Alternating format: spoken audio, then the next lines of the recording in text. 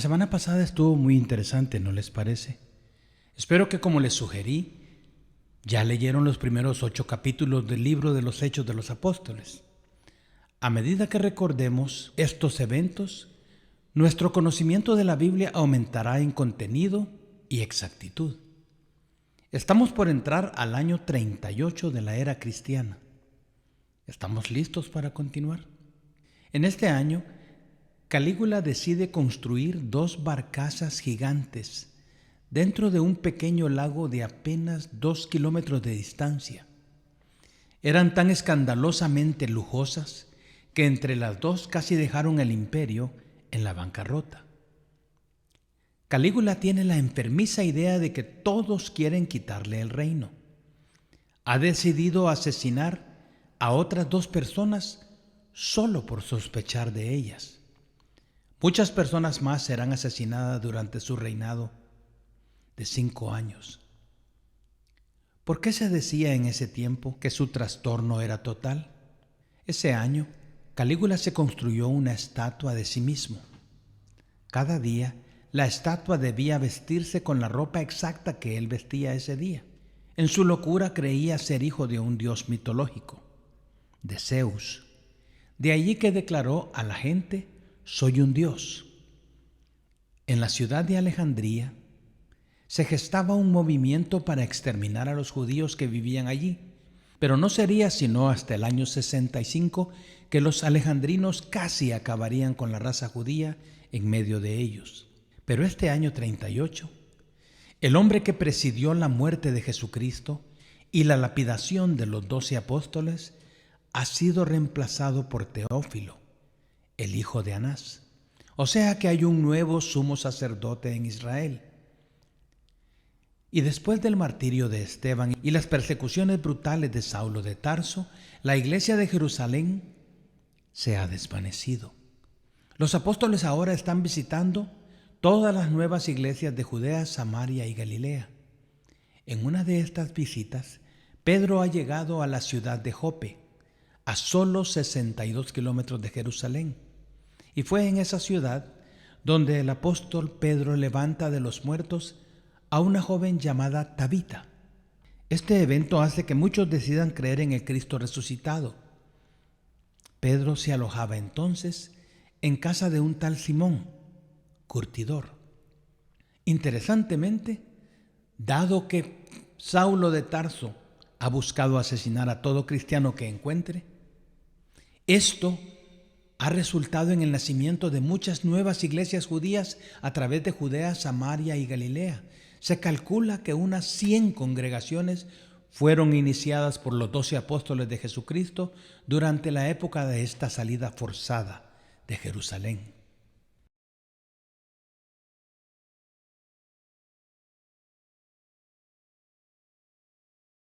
Calígula le da rienda suelta a sus locuras. Como nuevo emperador de Roma, su mente enfermiza mantendrá a los romanos entretenidos, pero a la vez asustados. Ahora, de 27 años, Calígula ya tiene 4 esposas y las arcas del imperio están casi vacías por la locura de aquellas barcazas sin mar. ¿Qué hará para salir a flote con los gastos del imperio? La idea con la que salió es tan salvaje y a la vez tan creativa. Lo primero que hizo fue convertir una parte del palacio real en un burdel. Segundo, obligó a muchos de los ciudadanos ricos de Roma a traspasarles sus fortunas cuando ellos murieran, de lo cual se encargó Calígula. Él consiguió riquezas en cualquier lugar donde estuvieran y castigó al imperio con más impuestos. Como les dije, él se creía un dios, el hijo de Zeus. Fue así que construyó un pasadizo privado desde el palacio imperial hasta el templo de Zeus, para viajar sin disturbios hasta el templo de su padre. Todo esto está en su mente desquiciada por el hambre de poder y perversión. Se registra en la historia de Roma que Calígula pasaba horas hablando con esta estatua de piedra del dios Zeus, y en su locura muchos aseguraron escucharle discutir con la estatua cuando ésta no estaba de acuerdo con él. Pero definitivamente, lo más extraño fue que construyó un puente flotante entre Nápoles y la isla de Capri, que luego rellenó y convirtió en una carretera sobre el agua. ¿Para qué? Calígula acostumbraba a vestirse con la coraza de Alejandro el Grande, montado en un corcel y cruzando hacia Capri por la vía sobre el agua, pues había llegado a convencerse a sí mismo que él, Calígula, había vencido a Neptuno, el dios de las profundidades. Los romanos se entretenían con sus locuras. Fíjense que este año tuvo una disputa con el Senado romano, pues quería que ellos aceptaran a su caballo como senador. Calígula declaró que toda burla hacia sus decisiones sería considerada un acto de traición. También fue en este año 39 que asesinó a un primo suyo, solo porque él vestía ropas similares a las suyas. ¿Qué más sabemos de este hombre? Y es aquí donde comienza a ponerse fea la cosa. Calígula escuchó historias sobre el Dios de los judíos y se interesó en conocer más. Calígula comenzó a tener una fascinación por un lugar allá en Jerusalén, conocido como el lugar santísimo, que había dentro del templo de los judíos. Su fascinación lo llevaría pronto allá. También este año fue que Herodes Antipas pidió a Calígula le diera el título de rey. Los líderes judíos comenzaban a buscar favores de Calígula. Otro descendiente de Herodes el Grande, conocido como Agripa, hizo algo impensable. Le pidió a Calígula que sacara a Herodes Antipas de Galilea, buscando el poder para él. ¿Es que Calígula no hizo nada decente en su vida? ¿No tomó alguna decisión sabia? Pues sí, hubo una. Se fue de Roma todo el invierno del 39 a pasar unas vacaciones a orillas del río Rin. Esta decisión trajo unos meses de paz a Roma. Durante este descanso, su hermana Agripina conspiró con otros para asesinarle. Calígula se dio cuenta y su rabia fue inmensa. Sin importarle el embarazo de Agripina, ordenó que la ejecutaran. Sin embargo, como necesitaba capital, se le ocurrió una mejor idea para vengarse de ella y al mismo tiempo conseguir algo más de dinero para las arcas del trono. Escuchen esta barbaridad. Calígula ordenó que Agripina fuera violada vendiéndola al mejor postor por una semana completa. Y luego, en lugar de ejecutarla, la echó fuera de Roma. El resto de este año 39, Calígula lo dedicó a asesinar a sus supuestos conspiradores.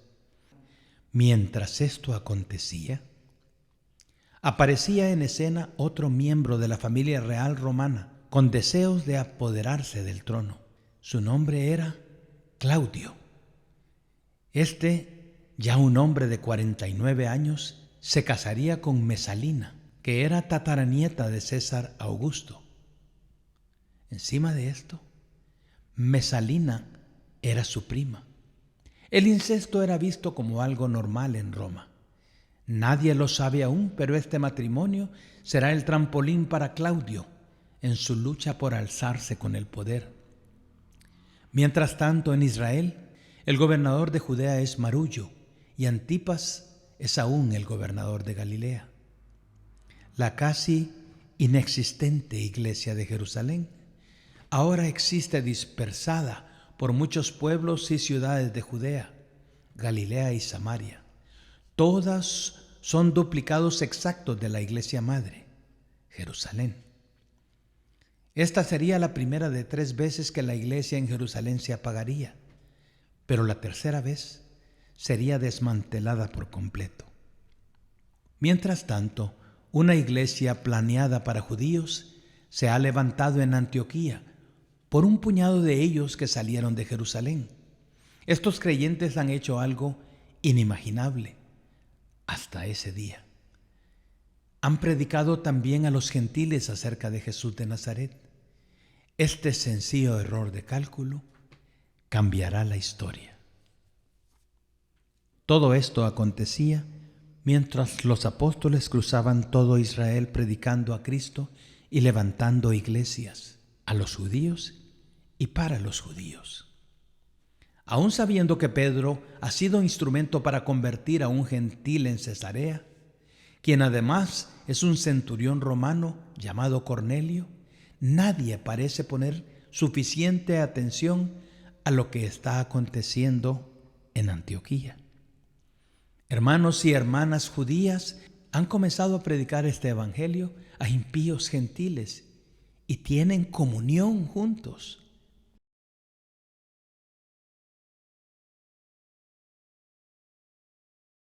Y las noticias en Israel fueron las peores en 100 años. Este año 40 no se menciona en el relato de Lucas. Herodes Antipas es hecho el tetrarca y su poder es ahora sin límites en Israel. En teoría, él solo debe responder a Roma, pero en realidad todavía tiene un perro guardián. ¿Recuerdan a Vitelio de Siria? Mientras Herodes Antipas continuaba sus sueños de grandeza y no sabía lo que le esperaba adelante, Calígula anunciaba que una de sus estatuas sería puesta en... ¿Puedes imaginarlo? Sería puesta en el lugar que los judíos llamaban el lugar santísimo, en Jerusalén. Una estatua de Calígula en el templo de Dios. Una afrenta para un pueblo extremadamente religioso y para un Dios creador de todo. Cuando la noticia llegó a Judea, la nación entera se horrorizó y se enfureció. Era la segunda vez que una abominación desoladora llegaba a Jerusalén. Los israelitas respondieron de acuerdo al peso de la afrenta. Más de 10,000 hombres hincaron su rodilla a la entrada de Jerusalén, raparon sus cabezas y juraron morir antes de que la estatua llegara a Jerusalén. Ellos preferían morir a ver esa abominación dentro del templo de Dios. Increíblemente, fue Herodes Antipas quien convenció a Calígula de retroceder en sus intenciones. ¿Qué les parece? Buena por Antipas, al menos en esta ocasión. Casi al mismo tiempo en que esto acontecía, en Roma, Calígula ahora obligaba a que las esposas de los senadores participaran activamente en el burdel. La paranoia de Calígula de que sería traicionado era casi total. Y aunque sí tenía razones de ser, porque casi todo el imperio le odiaba. Ahora es el momento de explorar qué significa esto del oficio de emperador.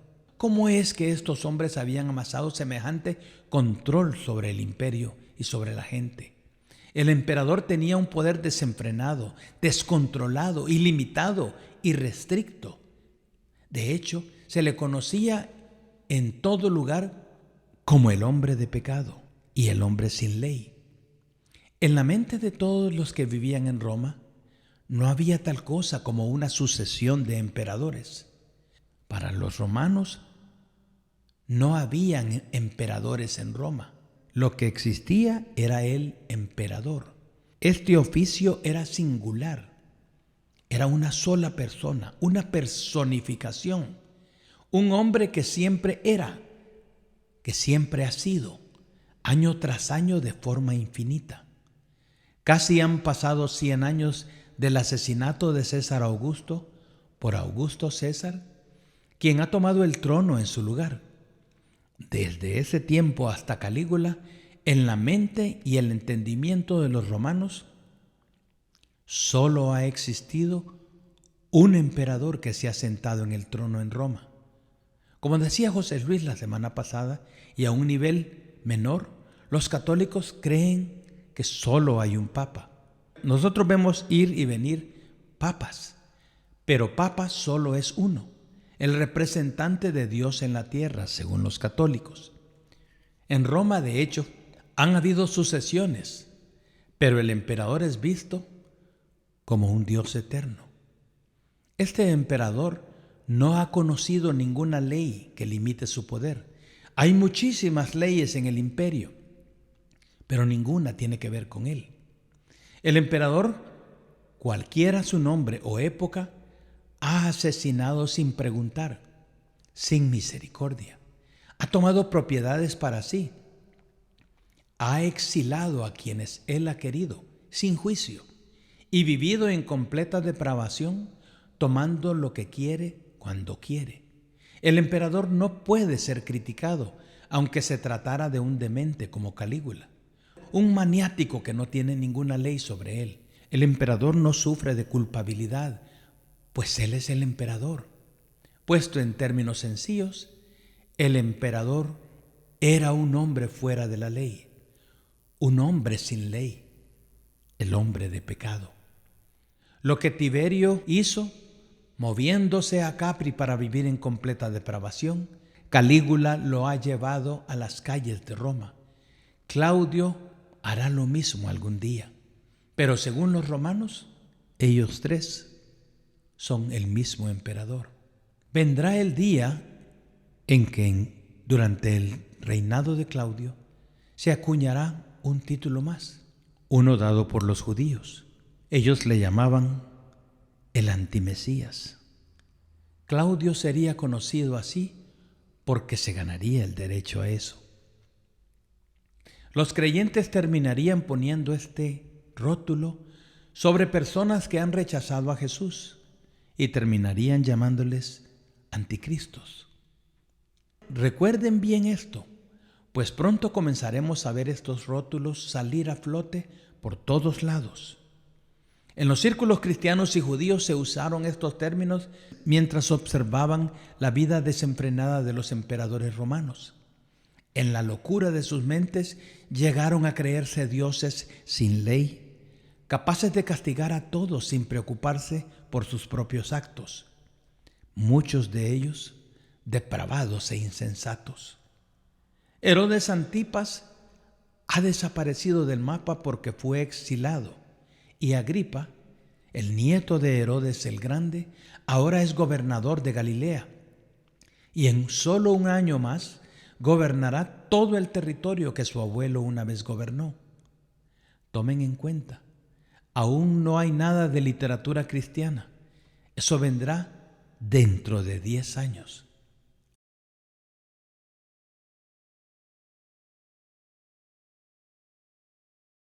Calígula está en la mira de todos en Roma. Ya está marcado para ser asesinado. Herodes Antipas continúa exilado. Y ese 22 de enero del año 41, cuando regresaba de uno de sus frecuentes viajes al teatro, Calígula es asesinado por sus propios guardaespaldas. 3 semanas más tarde, el 12 de febrero, Claudio toma el trono, siendo de 49 años. Tiene un solo heredero, su hijo británico, pero él no será nunca emperador. Fue Claudio quien trajo a Agripina, la hermana de Calígula, de regreso a Roma. Claudio hace a Agripa el gobernador de Judea, Samaria, Iturea, Galilea y el resto de Israel. Agripa fue también autorizado a autollamarse rey. Ese es el nombre con el que se le conoce cuando es presentado ante Pablo, el rey Agripa. En este año el apóstol Pedro está reportando en Jerusalén cómo los gentiles han recibido la salvación. Mucho ojo a esto, lo cual para muchos es una adición que no esperaban de Dios. Y por el otro lado, ya ha nacido la iglesia en Antioquía. Llegamos al año 42, que está reflejado en Hechos de los Apóstoles capítulo 11. La esposa de Claudio, Mesalina, parece estar embriagada con el poder de su esposo, convirtiéndose en una mujer intrigante y muy poderosa. El rey Agripa, para este año, ya ha caído en desgracia con el emperador Claudio. ¿Por qué? Porque Agripa tiene planes de enmurallar la ciudad de Jerusalén una vez más, pero no lo ha consultado con Claudio. Y Vitelio, gobernador de Siria, el perro guardián, tampoco está de acuerdo con sus acciones. ¿Lo recuerdan? Vitelio. Hay un nuevo emperador en Roma y ya se respira un poco de paz, al menos en comparación con Calígula. Los 12 apóstoles han cubierto casi toda Judea predicando el Evangelio. Fue en este año que llega a oídos de la iglesia en Jerusalén que los problemas o bendiciones desconocidas que aquejan a la nueva congregación en Antioquía deben ser atendidas. Es que lo que está aconteciendo en Antioquía no estaba acorde a las Escrituras, o al menos no bajo el contexto mosaico. Por esto inesperado que ha sucedido, los hermanos judíos en esta ciudad desean saber si han hecho algo mal o algo maravilloso. Ya han oído de la conversión de Cornelio, el centurión romano, pero ¿qué hacen aquí en Antioquía con asuntos como la circuncisión? La gran parte gentil de la nueva iglesia es incircuncisa, y encima de todo, ¿es correcto que la suya fuera una iglesia gentil? ¿O aquello debía terminarse? Pronto habrán más iglesias así por toda Asia Menor, pero ¿eran verdaderamente iglesias cristianas cuando no tenían la base de la ley con ellas? Antioquía está pidiendo que uno de los 12 apóstoles venga y les conteste estas interrogantes. Los 12 apóstoles respondieron a Antioquía: nosotros hoy podemos estar agradecidos por lo que pasó allí. Es un maravilloso evento el que ha sucedido espontáneamente en Antioquía. Sin embargo, los apóstoles estaban ocupados con las iglesias recién fundadas en Israel. Por eso envían a supervisar la iglesia de Antioquía a un fabricante de tiendas, a Bernabé, que era conocido en la comunidad cristiana como el Hijo de Consolación. Ninguno de los apóstoles visitaría Antioquía sino hasta el año 50. La iglesia era casi totalmente gentil y, a diferencia de las demás, en el 42 era ya la segunda iglesia cristiana más grande en cuanto a miembros. Bernabé salió prontamente hacia Antioquía, a unos 400 kilómetros de Jerusalén. A Bernabé le pareció que lo que encontró era mucho más hermoso que lo que había visto en Israel, y que de alguna manera esta era la señal de que la iglesia debía tomar la oportunidad para crecer más allá de las fronteras judías. Fue entonces que tomó una decisión que venía del Espíritu Santo.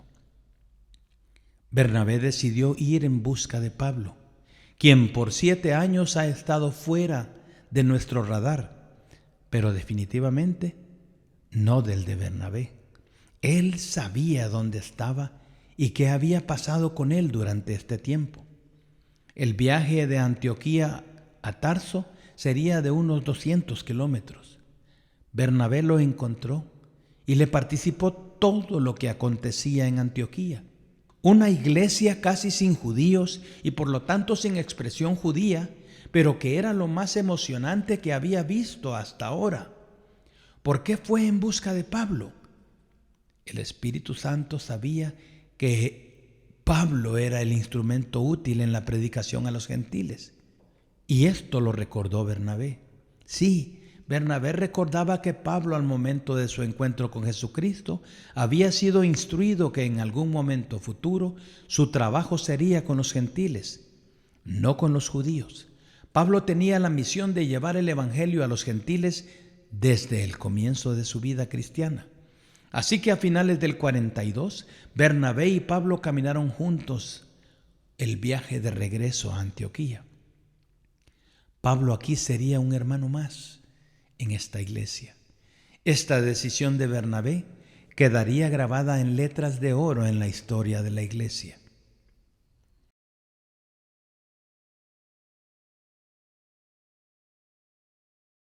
Claudio sale de Roma camino a la región británica para conquistarla, y a su regreso, la isla británica es ahora parte del mundo romano.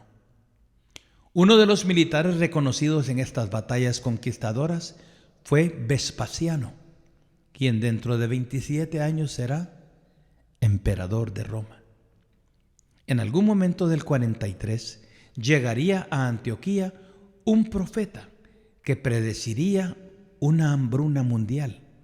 La iglesia en Antioquía, en respuesta a esta profecía, decide enviar ayuda a la iglesia de Jerusalén, pues los que quedaban en ella eran extremadamente pobres.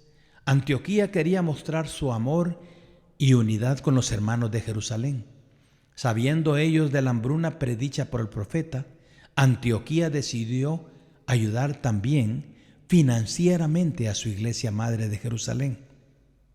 Y para el 44 enviaron a Pablo y a Bernabé a Jerusalén para entregar la ofrenda. Al llegar ellos, se encontraron con la noticia de que el rey Agripa ha encarcelado a Pedro y a Jacobo, el hermano del apóstol Juan. Y no solo eso, Jacobo ya ha sido decapitado y Pedro está planificado para morir al terminar la Pascua judía. Lucas nos lo cuenta todo. Vemos cómo Lucas recuerda cómo la iglesia de Antioquía decidió ayudar a la iglesia de Jerusalén. Cómo Pedro, quien se suponía sería muerto después de la Pascua, es liberado milagrosamente por un ángel de Dios. Y finalmente se relata la muerte del rey Herodes Agripa en el palacio en Cesarea. Tanto acontecía que casi nadie se dio cuenta de la visita de los dos viajeros que venían de Antioquía. La hambruna llegó. Agripa poseía abundancia de granos para revender a las otras provincias, si así deseara hacerlo. Los líderes de Tiro y Sidón viajaron para rogar por un poco de ese grano almacenado. Agripa los hacía esperar y apareció frente a ellos en una vestimenta hecha de hilos de plata, que al ser alumbrada del sol le hacía parecer como envuelto en llamas. Y por eso la audiencia clamaba: voz de Dios y no de hombre. Este evento no solo fue registrado por Lucas. El escritor famoso judío Flavio Josefo también lo registró, porque es historia. Ese día, Agripa sería tocado por un ángel que tomaría su vida. ¿Quién reemplazaría al rey Agripa? La decisión sobre quién sucedería a Herodes Agripa enloqueció nuevamente a Israel. ¿Por qué? Porque esta vez fue el emperador Claudio quien escogió como su sucesor a un soldado romano ignorante de la cultura y las costumbres judías. Su nombre era Fadus, quien gobernaría Judea por 3 años. Esta decisión de Claudio incitaría al descontento y eventualmente a una rebelión judía de grandes proporciones. La decisión de colocar un gobernador romano en Israel afectó a Israel por los próximos 22 años. Aunque Fadus solo reinaría 3 años, de allí en adelante los gobernadores en Israel serían cambiados cada 2 años. La hambruna comenzó en el 44 y terminó en el 47. Sin embargo, el evangelio seguía creciendo por todo Israel. Tomen nota de este detalle. Pablo ha visitado ya 2 veces a Jerusalén después de su conversión, una en el 37 y la otra ahora en el 44. Debemos recordar esto porque más adelante Pablo será acusado de nunca haberse presentado a Jerusalén y a los apóstoles.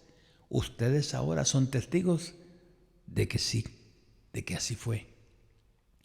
Este año se escoge un nuevo gobernador para Siria. Vitelio ha sido reemplazado por Casio y su oficio de perro guardián en Israel continuará. Y así llegamos al año 45. El año 45 tampoco es registrado en los acontecimientos de Lucas, pero entendemos que la iglesia en Antioquía continuaba creciendo y expandiéndose a otras regiones cercanas a la ciudad. Este año fue cuando Claudio retornó de la región británica del imperio. ¿Recuerdan a Teudas, el disque Mesías que creyó que Dios partiría el río Jordán en 2 para que sus 400 seguidores pasaran en seco? Bien, Fadus, el nuevo gobernador romano sobre Israel, lo ha capturado. Otro supuesto Mesías, Judas el Galileo, también ha sido capturado y ejecutado. Estos personajes tipo apocalípticos continuarán apareciendo en la historia judía, porque Judea se aferraba a un refrán que se había convertido en esperanza: revuélvanse contra Roma y el Mesías judío aparecerá. Ya casi aparece la primera pieza literaria cristiana. Es el año 46. En el capítulo 13 de Hechos, versículo 1, finaliza el registro de la primera expresión de la iglesia registrada en las Escrituras, a la que hemos llamado la expresión de Jerusalén. Mucha atención de aquí en adelante. Recuerden cómo hemos tratado de presionar en ustedes el concepto de que la iglesia de este siglo necesita del gobierno del Espíritu Santo. Tomen en cuenta todo lo que hemos hablado ahora que comenzamos la segunda expresión de la iglesia, la de Antioquía. En Antioquía, en el evento que Lucas registró a continuación, un grupo de 5 hombres están orando juntos. Ellos eran vistos como profetas que determinaban qué pasos la iglesia en Antioquía debía tomar. Entiéndase por profetas a personas capaces de proclamar el evangelio eficazmente, y no profetas en el sentido completo de los profetas del Viejo Testamento. Ellos acostumbraban recorrer la ciudad proclamando a Jesucristo. La iglesia ya era enorme, vibrante y muy diferente a todas las demás iglesias de orden judío. Ellos están reunidos y algo sucede. ¿Qué sucedió? Esta es la preparación para lo nuevo que viene de parte del Espíritu Santo. Dentro de un año comenzará una nueva línea de iglesias bajo una nueva expresión diferente a la judía. Le hemos llamado nosotros la expresión de la iglesia de Antioquía, por decirlo de alguna manera nada más. Quedan apenas 4 años para que aparezca la primera pieza literaria del cristianismo. Han pasado ya 16 años de vida de la iglesia. No existe ninguno de los 27 libros de la Biblia. Sin embargo, el trasfondo que nos lleva al primer libro del Nuevo Testamento comienza en el año 47, que empieza ahora. Pero esto lo dejaremos para el próximo miércoles. Que el Señor les bendiga.